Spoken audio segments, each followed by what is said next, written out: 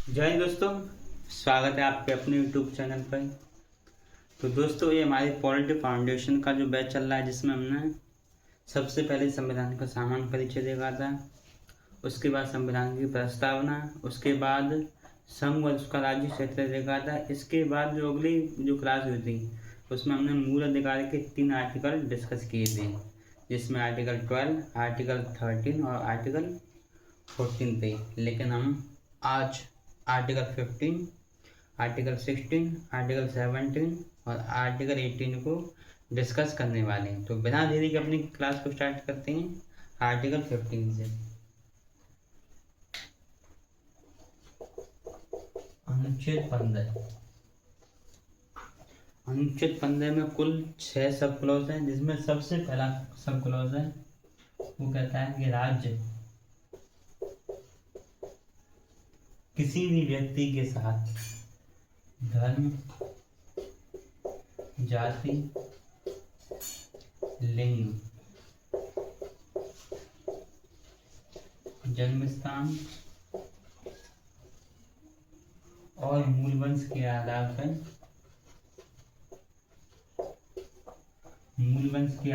पर भेदभाव नहीं करेगा। भेदभाव नहीं करेगा।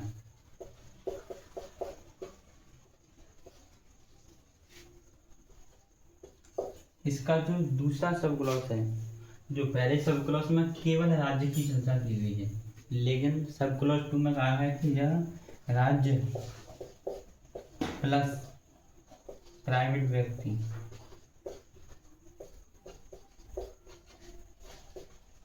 इसे जोड़ना नहीं है, कॉमा लगा देता हूँ। राज्य और प्राइवेट व्यक्ति दोनों के लिए, जिसमें कहा गया कि राज्य और कोई अन्य व्यक्ति सार्वजनिक तालाब,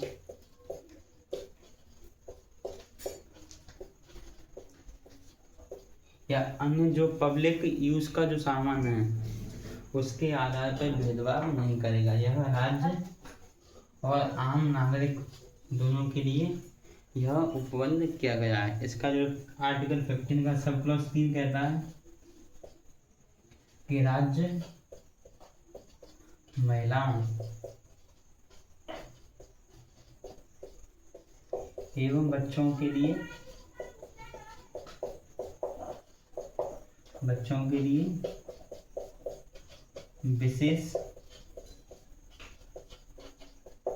विशेष उपबंध कर सकता है। ये जो सब क्लॉज 3 है वह सब क्लॉज 1 और सब क्लॉज 2 का अपवाद है। इसको आप नोट कर सकते हैं।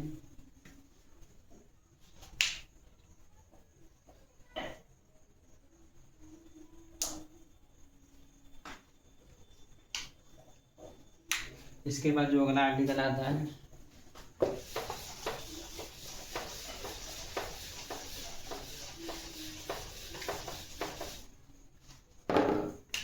आर्टिकल 15 का सब क्लॉज 4 कहता है कि राज्य सामाजिक तथा शैक्षणिक दृष्टि से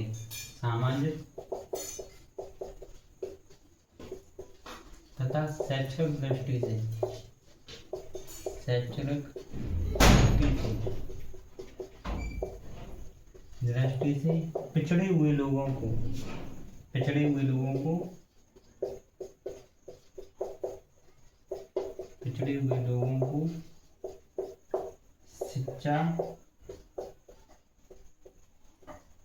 शिक्षा संबंधी अधिकार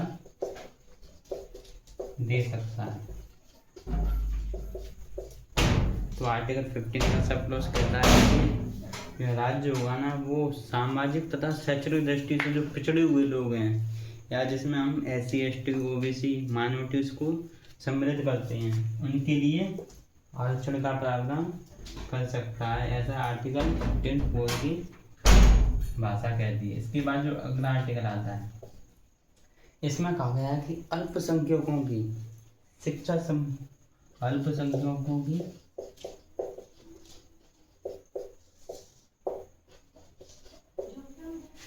संस्थानों को छोड़कर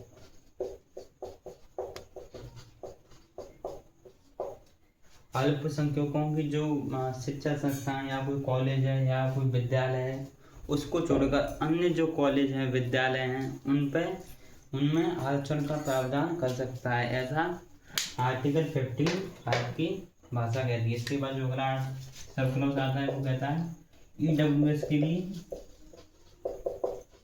शिक्षण संस्थानों में 10% आरक्षण का प्रावधान करता है।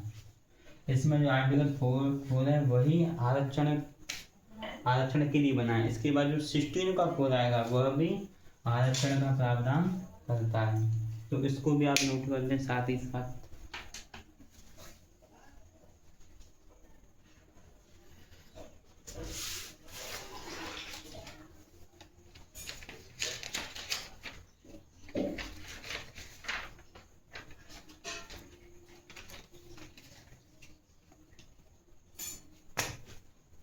इसके बाद जो अगला आर्टिकल आता है आर्टिकल 16।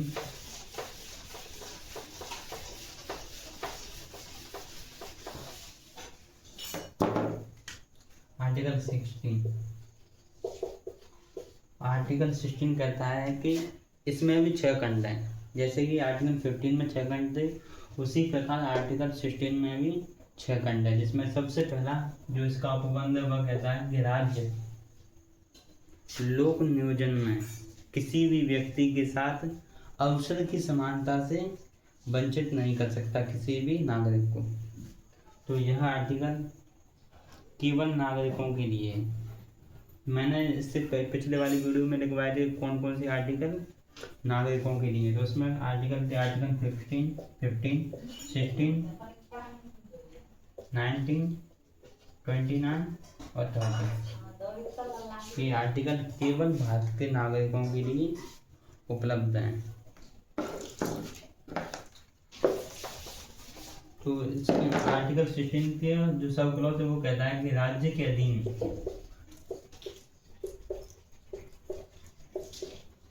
इसमें राज्य शब्द का उल्लेख किया गया है। इसका अर्थ है कि जो वो जॉब होगी वो राज्य के अधीन होनी चाहिए। इसमें जो प्राइवेट जॉब है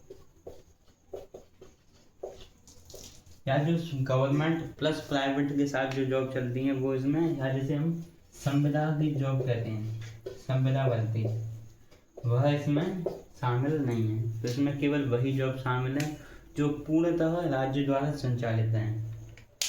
तो राज्य के अधीन जितनी भी वैकेंसी निकलेंगी वह सभी नागरिकों के लिए उपलब्ध होंगी। इसके बाद इसका जो आर्टिकल आता है आर्टिकल 16 का सब क्लॉज 2 वह कहता है कि को राज्य किसी भी नागरिक के साथ केवल जाति, धर्म, लिंग, ये जो 3 शब्द हैं वो ज़्यादातर में सभी आर्टिकलों में, जैसे कि आर्टिकल 15 में मिलता है, आर्टिकल 16 में मिलता है, आर्टिकल 29 में मिलता है, 30 में मिलता है। तो ये तीनों शब्द सभी जगह मिलते हैं इन आर्टिकलों में। तो जाति, धर्म, लिंग, मूलवंश और जन्म स्थान, ये आर्टिकल 15 के सब क्लॉज 2 में दिए गए थे। कौन कौन से? जाति, धर्म, लिंग, मूलवंश और जन्म स्थान। ये एग्जाम में आ सकता है कि जो आर्टिकल 15 के जो सब क्लॉज 2 है उसमें कितने जो शब्द हैं वो मानी गई है, तो इसमें 5 मानी गई, लेकिन आर्टिकल 16 में इसमें 2 जुड़ गई हैं। दो कौन कौन से? एक तो निवास है और दूसरा है वंशानुक्रम। इन सभी के आधार पर तो आर्टिकल 16 के सब क्लॉज 2 में 7 शर्त मानी गई हैं, लेकिन आर्टिकल 15 में केवल 5 मानी गई हैं। तो आर्टिकल 16 के सब क्लॉज में कहा गया है कि राज्य इन सभी के आधार पर भेदभाव नहीं करेगा या अवसर की समता से वंचित नहीं करेगा,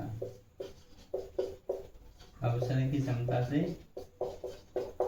वंचित नहीं करेगा। इसके बाद जो इसका सब क्लॉज आता है 3rd, इसमें कहा गया है कि राज्य किसी भी राज्य क्षेत्र में, राज्य या संसद, इसे हम संसद लिख देते हैं, संसद राज्य या किसी संघ राज्य क्षेत्र में जो निवास निवास की जो शर्त है इसमें निवास संबंधी शर्त को लागू कर सकता है। निवास संबंधी शर्त को लागू कर सकता है। जैसे कि कोई पुडुचेरी के लिए कोई पोस्ट निकाली गई है तो उसके लिए वहाँ का निवासी होना अनिवार्य माना जाएगा और अदर स्टेट का कोई भी व्यक्ति उसमें पार्टिसिपेट नहीं कर सकता है। यह आर्टिकल 16 के थर्ड की भाषा कहती है। इसको आप नोट कर लें। इसके बाद जो सबसे महत्वपूर्ण टॉपिक सब क्लॉज आता है इसका सब क्लॉज 4।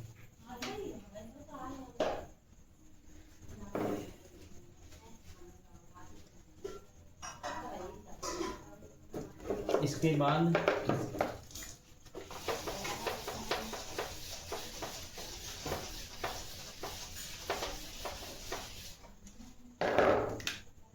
सिक्सटीन का फोल सब क्लॉज कहता है कि राज्य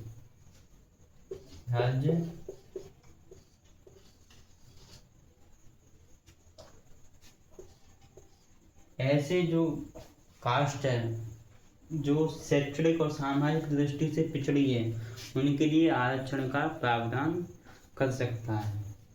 तो इसके लिए क्या कर सकते हैं?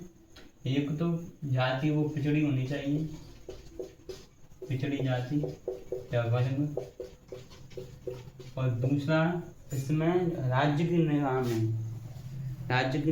में उसका जो प्रतिनिधित्व है वह कम होना चाहिए। इसलिए उसमें आरक्षण लागू हो सकता है। राज्य की निगाह में उसका प्रतिनिधित्व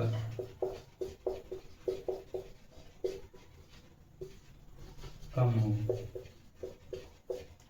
यह आर्टिकल 16 के सब क्लॉज 4 की भाषा कहती है कि राज्य सामाजिक तथा शैक्षणिक दृष्टि से लोगों के लिए आरक्षण का प्रावधान कर सकता है। इसको आप नोट कर लें।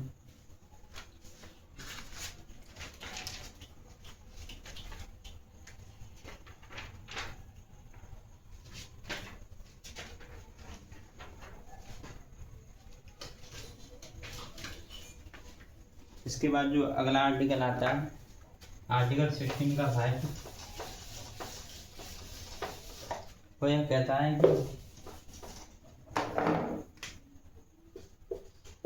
किसी धार्मिक संस्थान में कोई ऐसे कि धार्मिक संस्थान है वहाँ पर किसी दूसरे धर्म के लोगों के लिए रोक लगाई जा सकती है। ऐसा आर्टिकल 16 का सब क्लॉज 5 कहता है। इसके बाद आता है सब क्लॉज 6 EWS के लिए 10% आरक्षण का प्रावधान करता है।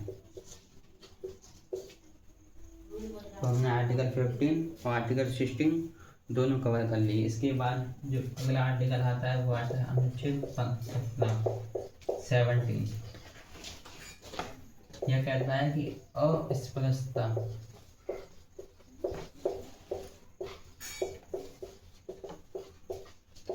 जो अनटचेबिलिटी है या देश में जो छुआछूत है उसका अंत किया जाता है और उसका किसी भी रूप में पालन निषिद्ध होता है। अगर कोई भी व्यक्ति इनका पालन करता है तो वह विधि के अनुसार उसको दंड दिया जाएगा। यह आर्टिकल 17 की भाषा है। जैसा कि आपको पता है कि हमारी जो प्राचीन सभ्यता थी वैदिक काल में तो वहाँ में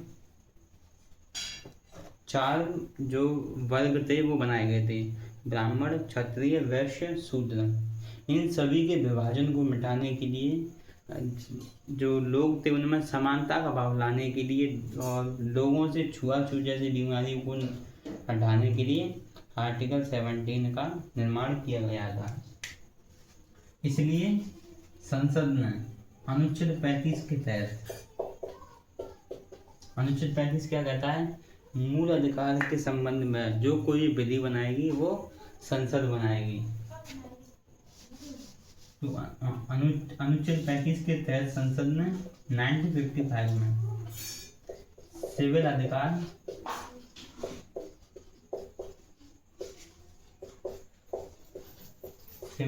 संरक्षण अधिनियम बनाया था। अधिनियम, इसका संशोधन 1976 में हुआ और इसका 1976 में संशोधन हुआ। इसके बाद 1989 में इसका नाम रख दिया गया SC/ST एट्रोसिटी एक्ट 1989। इसके बाद जो अगला आर्टिकल आता है वो उपाधियों के अंत के बारे में प्रावधान करता है।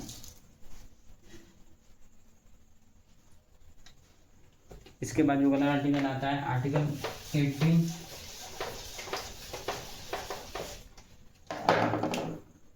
अनुच्छेद 18।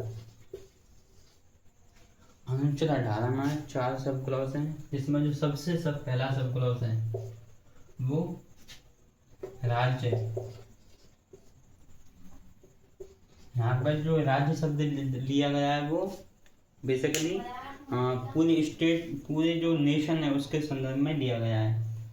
राज्य, विद्या और सेना उपाधियों को छोड़कर, राज्य, विद्या और सेना संबंधी उपाधियों को छोड़कर कोई भी उपाधि ग्रहण नहीं करेगा। तो यह आर्टिकल 18 के पहले की भाषा कहती है। तो यह क्वेश्चन बनता है कि क्या डॉक्टर की उपाधि रख सकते हैं? तो बिल्कुल रख सकते हैं। इसमें कहा है कि विद्या संबंधी जो उपाधि है वो हम रख सकते हैं। तो हम प्रोफेसर की उपाधि रख सकते हैं, डॉक्टर की रख सकते हैं, इंजीनियर, मास्टर, इन सब की उपाधि रख सकते हैं। क्या हम जनरल की उपाधि रख सकते हैं? बिल्कुल, कर्नल की, जनरल की, लेफ्टिनेंट जो कर्नल होते हैं उन सब की हम उपाधि रख सकते हैं। जो दूसरा सब क्लॉज कहता है कि भारत का कोई भी नागरिक, भारत का कोई नागरिक, इसमें भारत के नागरिक की चर्चा की गई है कि भारत का कोई भी नागरिक विदेशी उपाधि स्वीकार नहीं करेगा। अगर वह विदेशी उपाधि स्वीकार करना चाहता है तो उसके लिए राष्ट्रपति की सहमति आवश्यक है। राष्ट्रपति की सहमति आवश्यक है। इसके बाद जो तीसरा सब क्लॉज कहता है वो कहता है कि विदेशी नागरिक, फॉरेन सिटीजन, विदेशी नागरिक जो भारत में, विदेशी नागरिक जो भारत में लाभ के अधीन,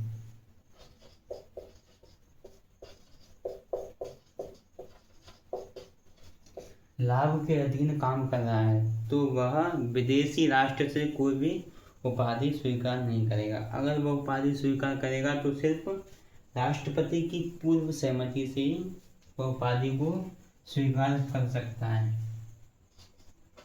इसके बाद अगला आर्टिकल आता है कि भारत का कोई नागरिक प्लस विदेशी नागरिक, भारत का या कोई विदेशी नागरिक विदेशी राष्ट्र से कोई भी उपाधि स्वीकार नहीं करेगा। अगर स्वीकार करेगा तो सिर्फ राष्ट्रपति की सहमति से ही स्वीकार करेगा।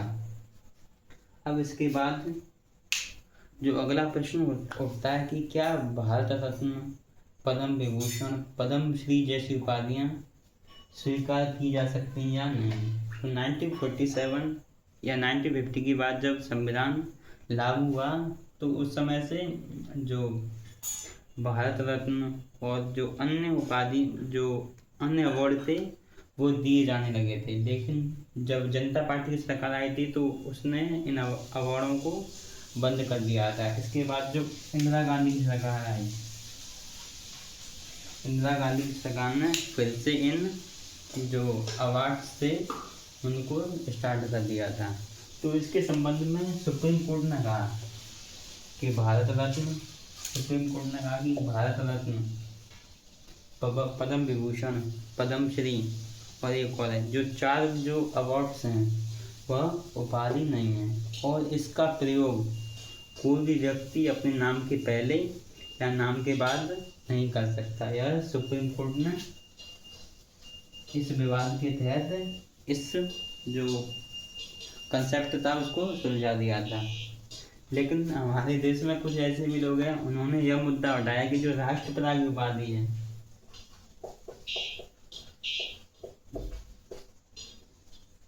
हमारे देश में अजीब लोग रहते हैं। उसने कहा कि जो महात्मा गांधी है उनके पहले राष्ट्रपिता लगता है, क्या वो लगना चाहिए या नहीं? तो इसका अभी कोई सॉल्यूशन नहीं हुआ है।